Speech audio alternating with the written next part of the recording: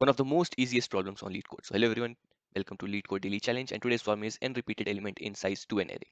So here we are given an integer array nums with the following properties, that is its length is 2 times of n and it contains n plus 1 unique elements, and there is exactly one element in nums that is repeated n times, and we need to return that n times repeating element. So for example, let us see this example. Here we have 1 2 3 3.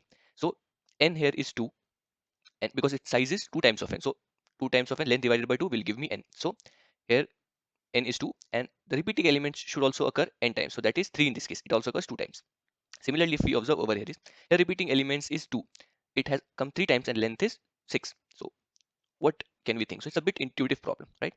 So let's try to build a couple of example and see. So if my n is 2, right, I will get a 4 length array. And what are the different scenarios you can make?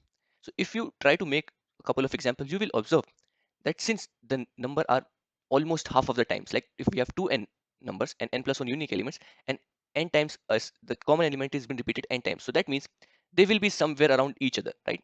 Either it can be isolated at very end, like here it is isolated, and we can see that the consecutive elements they are matching. Otherwise, if they are scattered also, like this one, 1 2 1 3, so they will be at the distance of 1 or 2, right? That is the thing I'm thinking.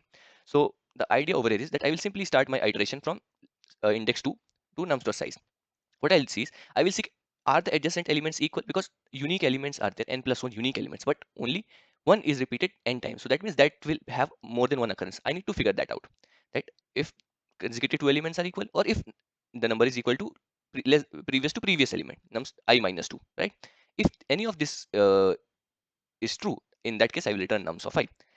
There's one edge case in which I'm returning nums of 0, and that will be this one, where first and last element will match and the distance is greater than 2, right? So that is where the catch is. In that case I will return nums of 0. So yeah,